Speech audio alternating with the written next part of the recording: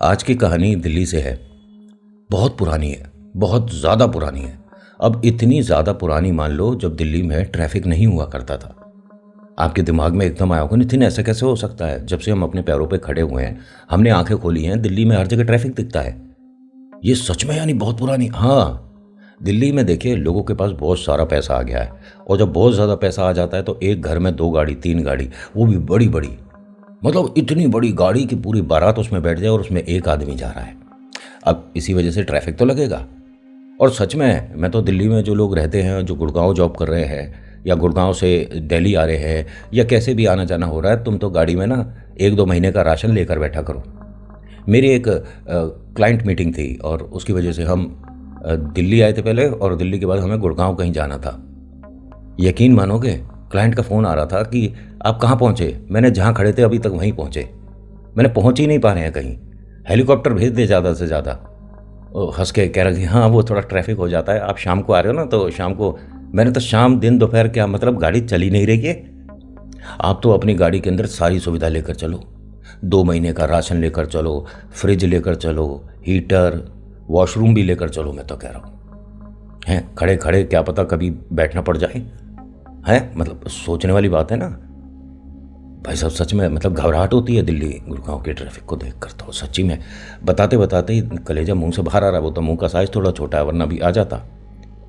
कहानी सुना देता हूँ। अच्छा नमस्कार, आप सभी का स्वागत है। ये है चाचा का रेडियो। यहाँ से मैं व्लॉग, मूवी रिव्यूज़ और आर्टिकल लेकर आता हूँ। माधुरी, सपना, मनीषा और सुभाष। ये जब की बात है जब दिल्ली में ट्रैफिक नहीं हुआ करता था। बहुत बड़े बड़े बंगले, आलीशान कोठियाँ, आलीशान मॉल या ज़बरदस्त लंबी ऊंची इमारतें नहीं थीं। ये दिल्ली के एक छोटे से लगे गांव से है। सपना नाम की एक महिला, जिसका सपना था। अरे वाह क्या बात है, सपना का सपना था। हाँ तो सपना भी तो सपना देख सकती है, ऐसे थोड़ी ना कि सिर्फ कोई और ही देख सकता है, या सपना भी देख सकती है। अब मनीषा कोई सपना देखेगी तो सपना देखा उसने, लेकिन सपना जब सपना देखेगी तो सपना कैसा देखा सपना ने। क्या बोल रहा हूँ मैं ये। खैर अब जो नाम है सो है माधुरी, सपना, मनीषा और सुभाष। सिर्फ 3 को याद रखो पहले, माधुरी, सपना और मनीषा। सपना ने एक सपना देखा था कि मैं यहाँ जितनी भी महिलाएं हैं उन्हें उनके पैरों पर खड़ा देखना चाहती हूँ। और ये लोगों के लिए कुछ भला करने के लिए नहीं निकल रही थी। सुन लो, हम मतलब सुन लो, ये खुद भी तो पैसा कमाना चाहती थी। इनके हाथों में एक हुनर था, सिलाई कढ़ाई बुनाई का। ये जो आसपास महिलाएं हैं, जो मतलब गांव में इनके नज़दीक और थोड़ा दूर रहती हैं, सभी सपना को अच्छे से जानती थी। शादी से पहले भी इस गांव में जहां पर सपना रहती हैं, सब लोग इसे जानते थे। एक बड़ी वजह थी, जब ये सिर्फ 15 साल की थी तब से इनको मतलब सिलाई करने का शौक था। घर में इनके सिलाई मशीन थी, वो भी बहुत पुरानी। माताजी ने किसी वक्त खरीदी थी और घर में जितनी काम आती है बस उतनी होती थी। लेकिन सपना ने 2-1 अपने खुद के लिए सूट वगैरह सिले।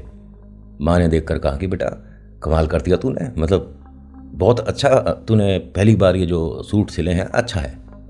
सपना को प्रोत्साहन मिला। उसने अपने पिताजी से कहा कि मैं आपके लिए कुर्ता पजामा क्या सिल सकती हूँ। पिताजी ने हंसकर कहा कि कोई बात नहीं, कपड़ा ख़राब हो जाएगा और क्या होगा। सपना ने कहा नहीं सच्ची मैं पिताजी बहुत अच्छी सिलाई जानती हूँ। हाँ बेटा, जो खाना बनाता है उसे लगता है कि सबसे स्वाद मैंने ही बनाया है, भले ही सामने वाला सांस रोक कर खाना खा रहा हो। बता बता तुझे कब चाहिए।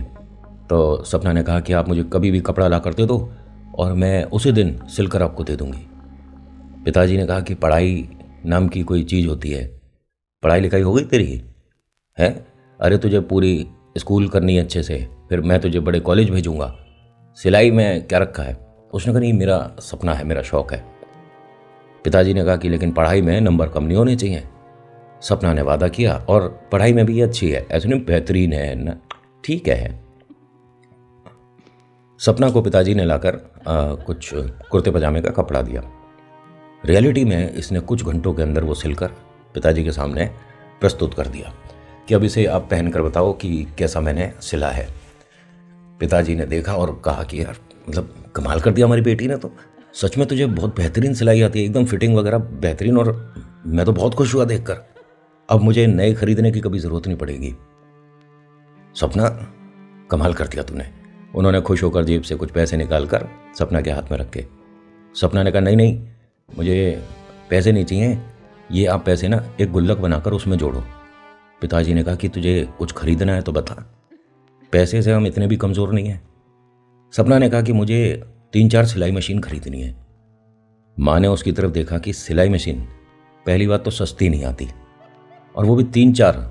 अरे तेरे 2 ही तो हाथ हैं, कितने हाथों से सिलाई मशीन करेगी? नहीं, बता। सपना ने कहा कि मैं ये चाहती हूँ कि मेरे जैसी और जो महिलाएं हैं, हम सब अपने बाहर वाले कमरे में बैठकर लोगों के लिए कपड़े सिलेंगे और पैसे कमाएंगे। पिताजी ने कहा कि पढ़ाई कर ले पहले, या तुम्हारे को अभी दिमाग में चढ़वाऊँ पैसे? तू सिर्फ पढ़ाई कर, और ये फिर दोबारा से सिलाई नहीं चलनी चाहिए। अब ये थोड़ा गुस्सा हो गई। अभी तो पिताजी खुश होकर पैसे दे रहे थे, अब डांट परोस दी। माँ ने कहा कि तेरे भले के लिए बोल रहे हैं, तुझे देखकर ऐसा ना हो कि छोटी बहना और छोटा भाई भी पढ़ाई से मुंह मोड़ ले। अब सपना ने प्रॉमिस किया कि नहीं पापा, नंबर कम नहीं होंगे, आप प्लीज़ मेरी बात मानकर मुझे सिलाई मशीन ला दो। पिताजी ने कहा कि चल ठीक है, इस बारे में सोचेंगे। सपना ने चोरी चुपके आसपास की महिलाओं को ये बता दिया कि अगर आपको सूट वगैरह सिलवाना है तो मुझे दे देना, इतने रुपये लूँगी। अब एग्जाम्पल के तौर पे, मुझे नहीं पता कि क्या सिलाई जाती थी उस टाइम में, लेकिन आपको बता रहा हूँ कि कोई 100 रुपये में सूट सिल रहा है, तो उसने कहा मैं 50 में सिल दूँगी। अब महिलाएं खुश हो गई कि अगर ऐसा है तो हमारे पास कुछ पुराने रखे हैं कपड़े, तू सिल कर दे दे। सपना ने फटाफट से 2-3 दिन में सबके लिए कपड़े सिल कर दिए। पैसे आए, और सपना ने ना तो माताजी को बताया था ना पिताजी को, चुपके चुपके ये काम कर रही थी। जब कुछ पैसे इकट्ठे हो गए तो पिताजी के हाथ में लाकर रखती और कहती है कि ये मैंने कमाए हैं। पिताजी ने देखा कि मतलब 300-350 रुपये कहाँ से आ गए। और ये उस वक्त की बात है जब इतने पैसे बहुत सारे होते थे। आज की डेट में इतने का तो आप रिचार्ज कराते होगे, है ना? रिचार्ज कराते हो ना? तो उनका क्या करते हो? इतना सारा डेटा मिलता है, मेरी वीडियो क्यों नहीं देखते हो? अच्छा देखते हो तो लाइक और शेयर कौन करेगा? वो भी कर लिया। सब्सक्राइब तो कर ही रखा होगा, बेल आइकन दबा रखा है, ऑल का ऑप्शन भी। खैर, होता क्या है कि सपना ने बहुत ज़्यादा मेहनत करके ये पैसे कमा कर पिताजी के हाथ में रखे। पिताजी बहुत ज़्यादा खुश हुए और ये कहते हैं कि अब बस तू यहीं पर रुक जा, ज़्यादा खुश होने की ज़रूरत नहीं है, ये पैसे तेरी पढ़ाई में काम आएंगे। सपना ने कहा कि लेकिन पापा, मैं ना इन पैसों से सिलाई मशीन खरीदने के लिए इकट्ठे कर रही थी। आपने कहा पढ़ाई, किताबें वगैरह तो आई जाती हैं। पापा ने कहा कि बेटा, और किताब खरीद और अच्छी पढ़ाई कर, जो महंगी किताबें हैं जो हम अफोर्ड नहीं कर सकते वो खरीद। आगे पढ़ाई करनी है नहीं करनी है? उसने कहा बिल्कुल करनी है, बट मेरे को सिलाई भी करनी है। ये बहुत ज़्यादा जिद करने लग गई, आंखों में आंसू आ गए। माँ ने कहा एक मिनट सुनो, सपना चल ठीक है, 1 हफ्ते बाद तेरा जन्मदिन है, तेरे को एक अच्छी नई बढ़िया सिलाई मशीन लेकर देंगे। सपना बहुत ज़्यादा खुश हुई, लेकिन मुझे 2-3 चाहिए ना। पिताजी ने कहा कि अरे तेरे साथ कोई राजी है, जो तू टीम बनाना चाहती है, कोई है राजी? तो इसने कहा माधुरी है, मनीषा है और सुभाष, ये सब लोग तैयार हैं और इनको थोड़ी बहुत सिलाई आती है। माँ ने कहा कि ये सब कब हुआ? और ये माधुरी तो जो हमारे घर 2 घर छोड़कर रहती है, जिनकी शादी हुई है, बहू, उसको बोल रही है तू? हाँ तो क्या हो गया? अरे नहीं, उसके सास है, उसके ससुर है, अंकल आंटी से मैंने बात कर ली। अरे तूने उनसे बात भी कर ली है? और ये मनीषा और सुभाष कौन है? सुभाष पिताजी, वो आपके साथ जो दफ्तर में काम करते हैं, उनका जो बड़ा बेटा है। अच्छा हाँ, सुभाष, वो तो इतना सीधा प्यारा बच्चा, सिलाई कब करेगा वो? अरे आप जानते नहीं हो, उसके भी हाथों में हुनर है, और उसने भी मुझे बोला है कि बेटा अगर तू काम शुरू करती है तो मैं भी सपोर्ट करूँगा, मुझे भी आती है सिलाई, 2 पैसे मेरे भी बन जाएंगे। अच्छा, और मनीषा? मनीषा मम्मी, आप सोचो कौन होगी ये? माँ ने कहा कि 1 मिनट, ये मनीषा मतलब तेरी मौसी की जो बेटी है? तो हंसकर सपना ने कहा हाँ। तूने उससे कब बात कर ली? अरे हमारे ही तो स्कूल में है, तो मैंने बात कर ली थी।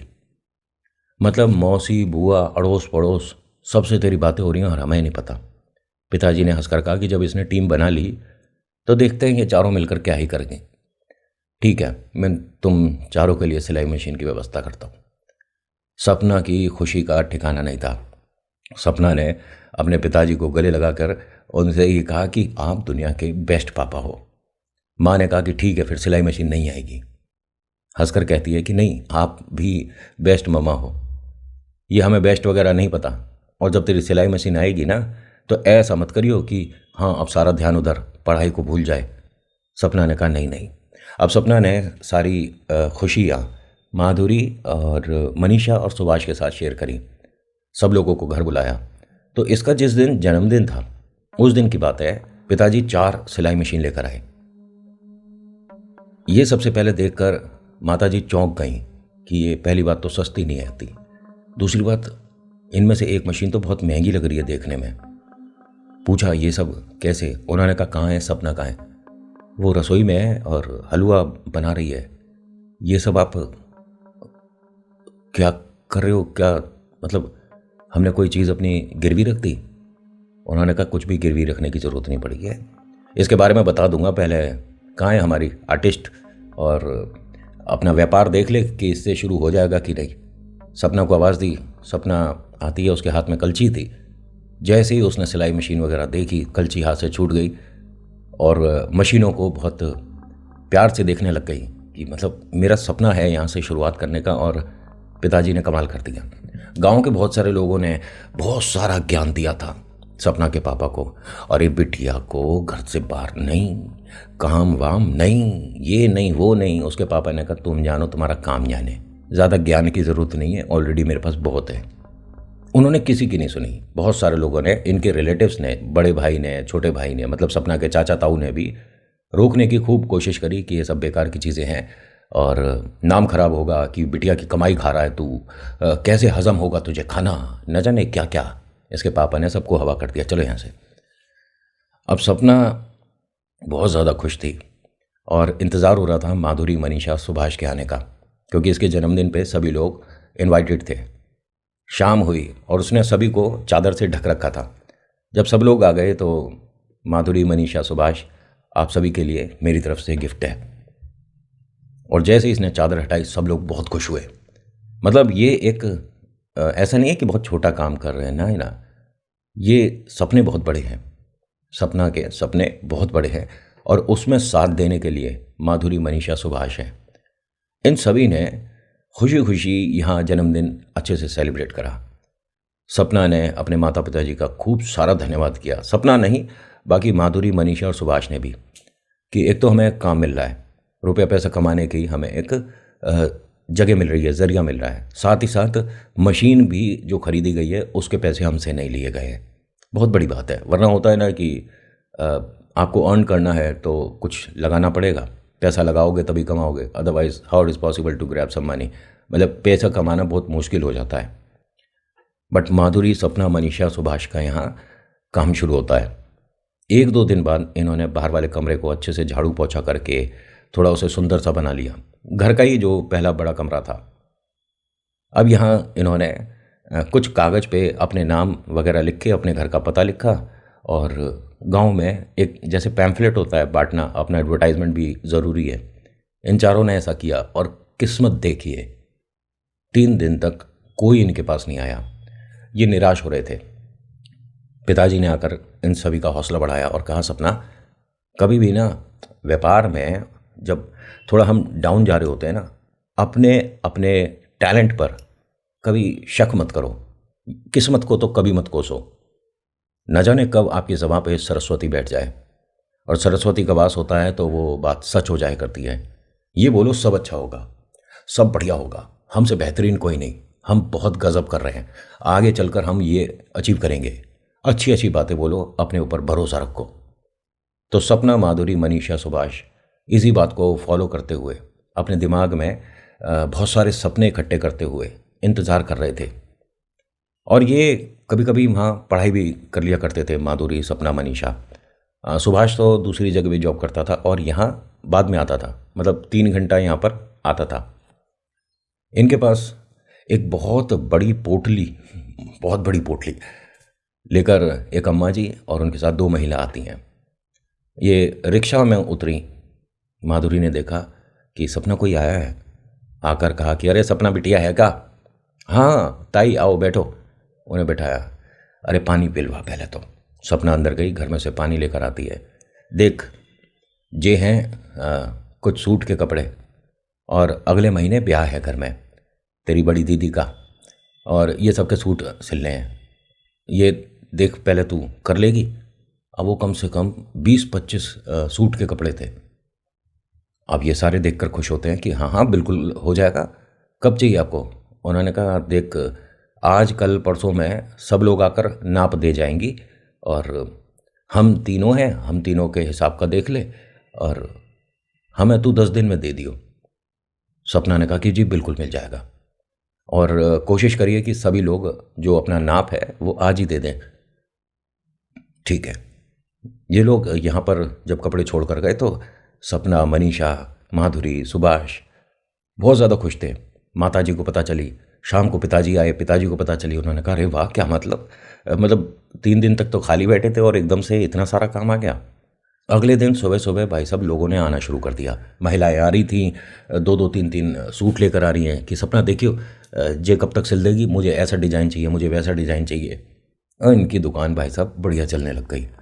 दुकान क्या, इनका सपना थोड़ा जो दूर था, जो ब्लर था, वो क्लियर होने लगा और पास आने लगा। इनके पास बहुत ग्राहकी बढ़नी शुरू हो गई। तो सपना ने माधुरी से कहा कि हम सिर्फ जो लेडीज सूट वगैरह सिल रहे हैं, ऐसा ना हो कि लोग ये सोचें कि हमें सिर्फ इतना ही आता है। हम जितने भी भैया लोग हैं, अंकल हैं, उन सबसे बोलते हैं कि हम शर्ट पैंट भी सिल सकते हैं, और किसी को कुर्ता पजामा सिलवाना है। अब इन्होंने ऐसा भी बोला तो कुछ लोग झिझक रहे थे कि नहीं बिटिया है क्यों। तो सुभाष से किसी ने कहा कि भाई जब तू होता है ना हम तब नाप दे देंगे। सुभाष ने ये बात तीनों को बताई। उन्होंने कहा नहीं हमसे क्या प्रॉब्लम है, चल ठीक है। माधुरी, सपना और मनीषा 2-1 घंटे का गैप ले लिया करती थी। उस वक्त सिर्फ सुभाष हुआ करता था। तो यहाँ पर आदमी लोग भी आते थे। उन्होंने अपने शर्ट पैंट और कुर्ता पजामा वगैरह देना शुरू कर दिया। एक बार की बात है जब ये तीनों घर में अंदर वाले कमरे में थी और सुभाष से मिलने 2-1 लोग आए थे। उन्होंने कुछ कुर्ते पजामे बताए।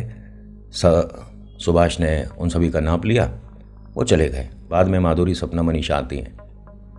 तो सपना ने देखा कि उसकी मशीन जो है उस पर कुछ निशान लग रहे हैं। देखिए जिसका जो चीज़ होता है ना, वो अगर उसका जैसे मतलब फेवरेट है, सपना की ख़ास मशीन है, तो उसका ध्यान डायरेक्ट गया।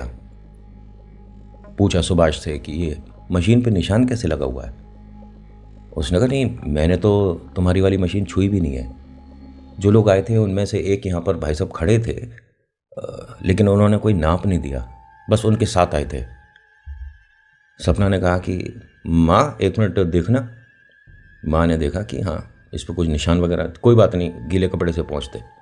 ये साबुन का गीला कपड़ा लेकर आई, उसे पोंछा, साफ़ हो गई मशीन। लेकिन सपना के मन में बड़ी अजीब सी बात आई, ये कुछ मतलब बनाया हुआ निशान है। अगर हम पवित्र निशान की बात करें तो ओम है ना, सतिया है, लेकिन ये बनाया तो है, लेकिन क्या चीज़ है ये? कोई बात नहीं। अब उसके बाद जब सभी लोग बैठ गए अपनी मशीन पर और काम करना शुरू करा, तो ऐसा पहली बार हो रहा था कि सपना के 2-3 बार चोट लगी।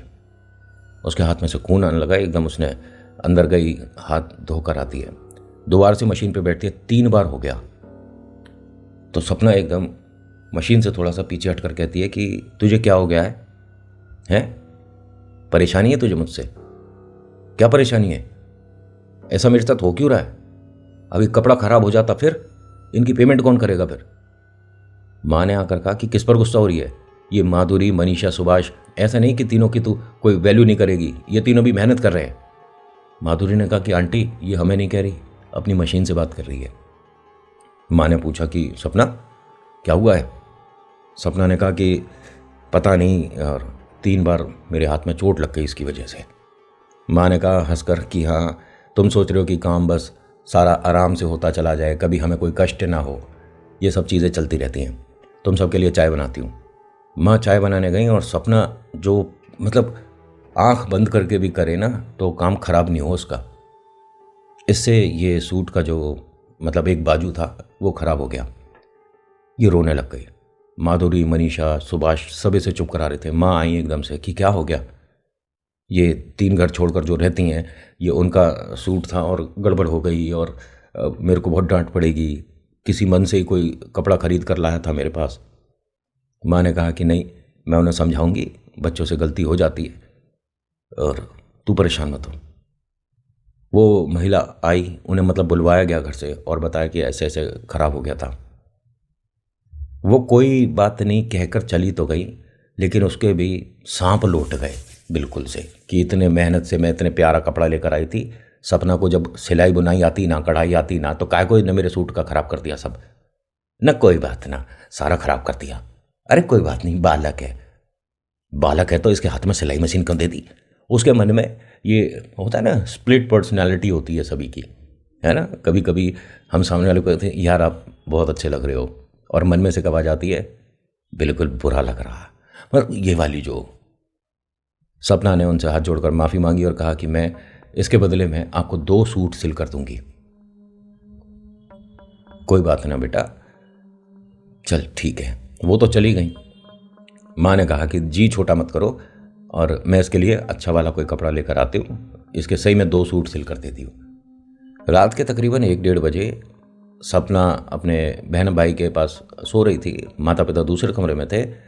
पहले वाले कमरे में मशीन की आवाज़ आनी शुरू हो गई। सपना की आंख खुली और उसने पहले तो अपने दोनों बहन भाई को देखा कि खेल खेल में कहीं वो मशीन पर चले गए हो। फिर जाकर माता पिता को देखा, वो भी सो रहे। तो ये धीरे धीरे दबे कदम अपना कॉरिडोर से पार करते हुए पहले वाले कमरे तक पहुंची और फिर एकदम रुक गई।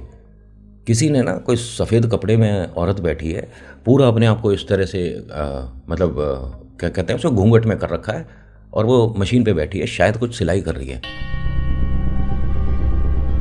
ये उसे देखे ही थी तभी मम्मी की आवाज़ आई, सपना। इसने पलट कर देखा तो माँ जी इसे देख रही थी कमरे से और पूछ रही थी क्या हुआ। 1 मिनट। इसने जब देखा दोबारा से तो वो महिला नहीं दिखी, लेकिन मशीन का वो जो रोलर होता है, क्या बोलते हैं उसे, जो हाथ से ऐसे हम चलाते हैं, मतलब आप समझ रहे हो ना, तो फिर ठीक है, उसका नाम कुछ भी हो, आप समझ गए, मेरे को उतना ही रखना है। वो घूम रहा था। ये गई जाकर उसे रोक देती है। बाकी जो 3 और मशीन रखी थी उनका इसने कपड़ा हटा हटा कर देखा। कुछ टॉवल, कुछ चादर वगैरह ये उस पर ढक कर जाते थे। माँ एकदम इस कमरे में आ गई कि क्या हुआ, अब क्या करना है तुझे, कल स्कूल नहीं जाना। जाना है, लेकिन अभी मेरे को यहाँ एक औरत बैठी दिखी थी। मम्मी ने कहा ए बेकार की बात नहीं, ये दिमाग में बिल्कुल नहीं आनी चाहिए तेरे। मतलब गांव में कहीं कुछ हो रहा है तो वो चीज़ तू यहाँ। 1 मिनट माँ, क्या हो रहा है गांव में। कुछ नहीं हो रहा, तू जाकर सो जा। नहीं नहीं माँ बताओ ना। अरे कुछ नहीं हो रहा, उस औरत को यहाँ से अब हटा दिया गया है, भगा दिया है। गांव में वो न जाने हर घर पर क्या टोने टोटके करती आ रही थी। वो 3 गांव छोड़कर यहाँ पर आके टोटके कर रही थी। पकड़ लिया उसे, मतलब शायद कल या परसों में, हमें भी आज ही पता चला है। सपना ने कहा कि वो औरत क्या सफ़ेद कपड़ों में थी। उन्होंने कहा मुझे नहीं पता, बस सुना है मैंने, तू बेकार की बात मत कर। तभी इनके पिताजी की आवाज़ आई, क्या हुआ। वो एकदम पिताजी के पास आई और बैठती है, कहती है कि पिताजी आप यकीन करो, मैं सच कह रही हूँ, पहले मैंने मशीन चलने की आवाज़ सुनी थी। मैं सारा दिन उस पर काम करती हूँ तो मुझे पता है कि मशीन की आवाज़ थी। और जब मैं गैलरी से अपने कमरे तक जा रही थी तो मैंने एक औरत को घूंघट में सफ़ेद कपड़ों में उस मशीन पर बैठा देखा। माँ ने आवाज़ दी, मैंने पलट कर देखा, तब वो औरत मुझे दिखी नहीं, लेकिन वो जो चक्का है ना मशीन का, वो घूम रहा था। पिताजी ने कहा कि ऐसा है बेटा, तू ज़्यादा सोच रही है, कुछ भी नहीं है, ठीक है।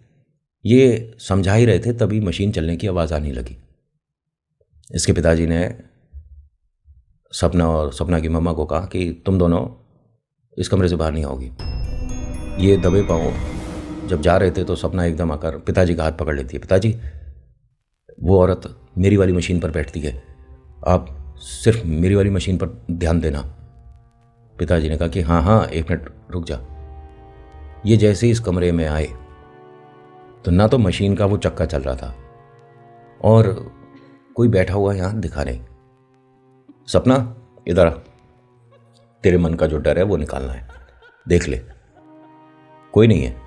सपना ने देखा और फिर कहती है कि पिताजी कोई तो इस कमरे में आया था। अरे जब तेरी मशीन ये रखी, कोई बैठा हुआ दिख रहा है यहाँ? नहीं। मशीन का चक्का चल रहा है? नहीं। सब ठीक है ना? उसने कहा सब ठीक नहीं है।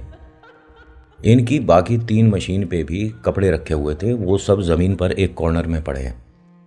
सपना ने कहा कि हम सब जब भी यहाँ से जाते हैं तो चादर तौलिया कुछ ना कुछ इस पर ढक कर जाते हैं, और अभी 1 मिनट पहले जब मैंने देखा है तो मेरी मशीन पे से कपड़ा हटा हुआ था, बाकी 3 मशीन पे कपड़ा था।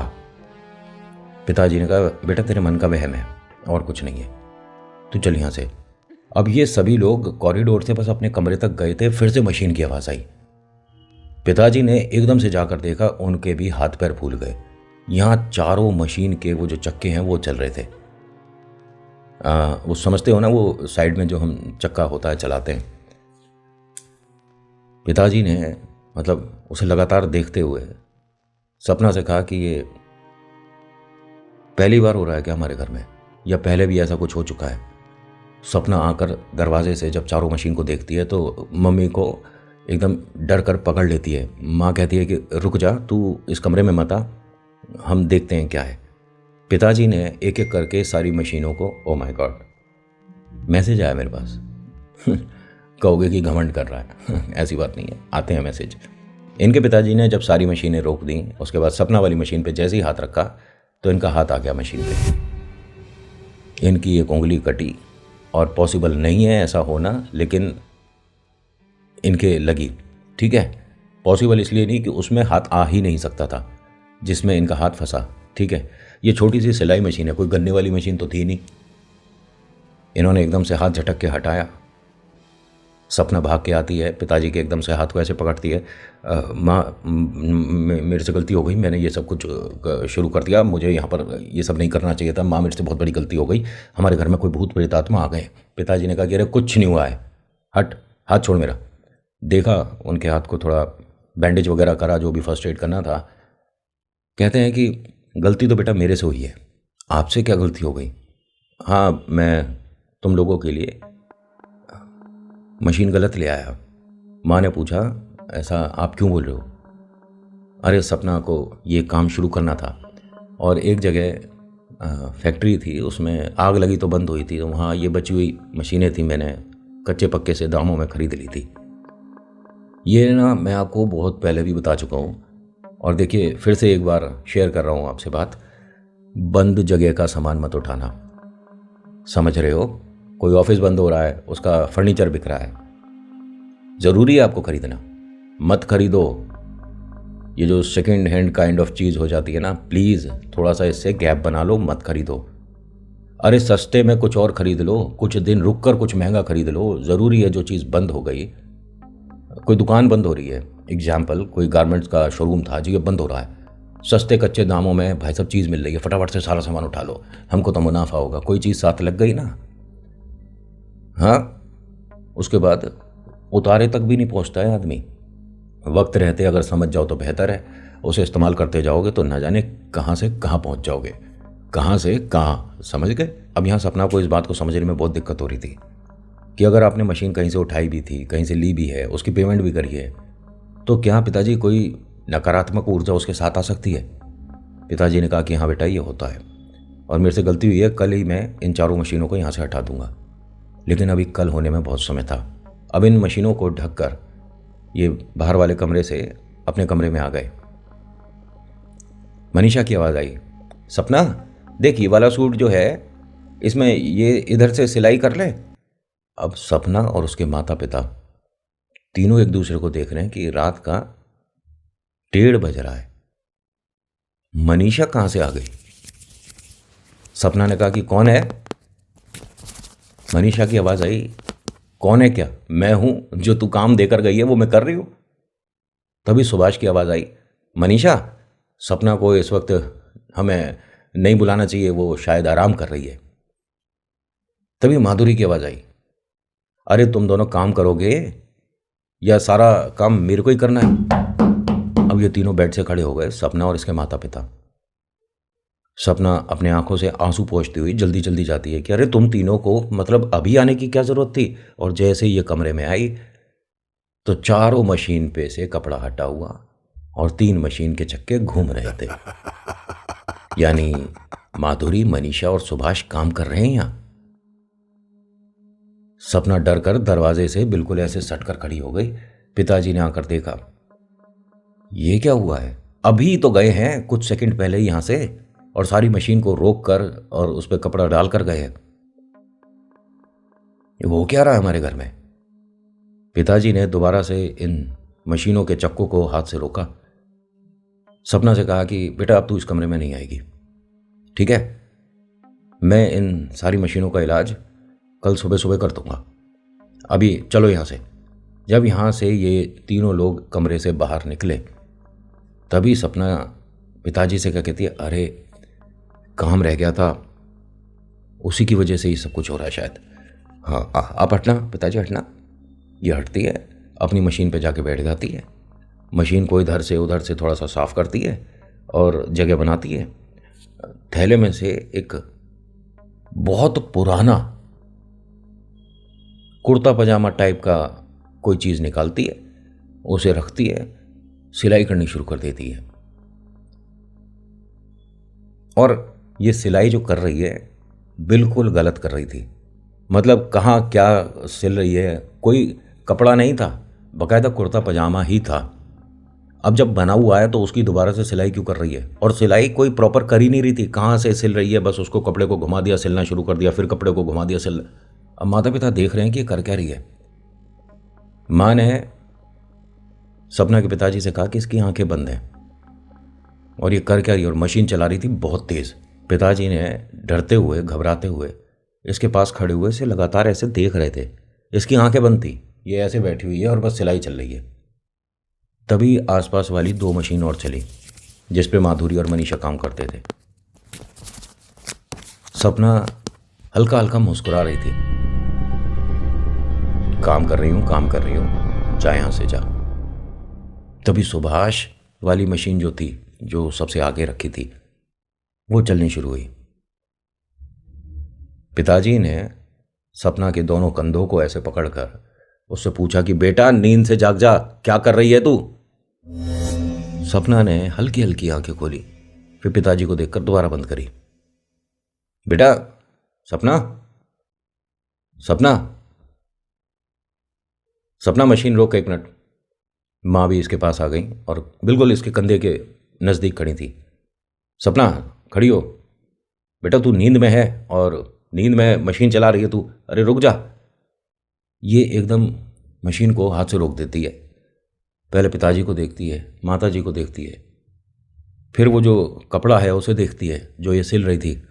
उस पर न जाने कितनी जगह छींटे थे, धब्बे थे, खून के, सिंदूर के, न जाने क्या, लेकिन उसको देखती है।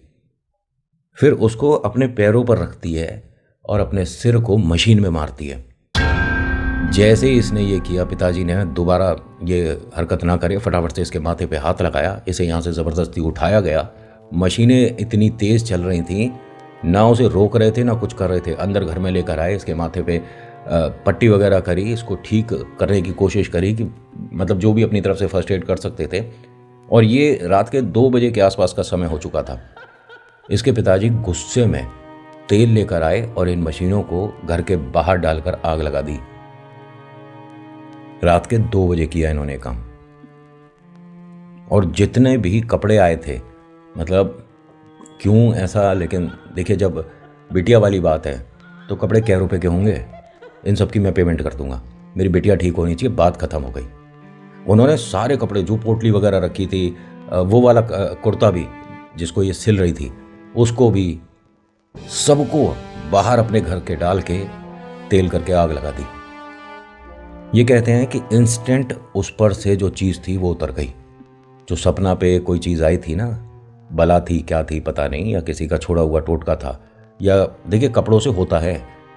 मैंने आपको पहले भी बताया है, वो जो सलवार पजामी वाला, एक मैंने शायद किसी कहानी में बताया है कि आपको अगर ऐसा अपनी दुकान घर के आसपास दिख रहा है ना, तो भाई साहब काम बांधने वाली बात है, इससे थोड़े सतर्क हो जाओ। अगर आपका काम किसी ने बांध दिया ना, तो व्यापार में ग्राहक कब आएंगे।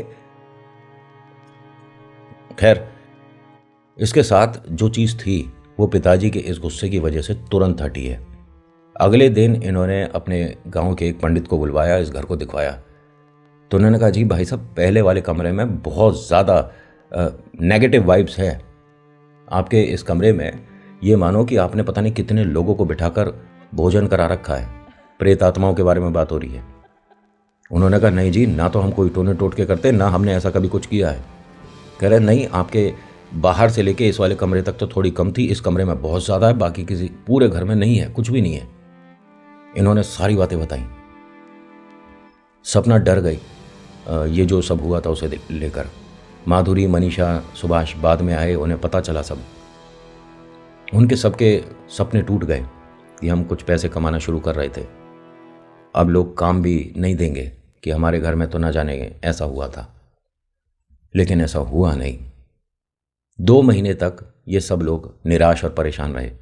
लेकिन पिताजी ने पैसे इकट्ठे करके अब कुछ नई मशीन खरीदी और काम बेहतरीन शुरू कराया। माधुरी, सपना, मनीषा और सुभाष ने यहाँ दिल लगा के और बहुत ज़्यादा मेहनत करके एक अपनी जगह भी बनाई। मशीनें बढ़ी, लोग बढ़े, और ये सपना आज की डेट में एक बहुत बढ़िया शानदार बुटीक ओन करती हैं। और ये माधुरी, मनीषा, सपना जो है ना, आज भी साथ ही हैं। डिज़ाइनर कपड़े जो हैं अब इनके मार्केट में चलते हैं। इनकी कंपनी का नाम भी, मतलब सुनने के बाद मुझे अच्छा लगा कि कहाँ से आदमी शुरू होकर कहाँ तक पहुँच सकता है।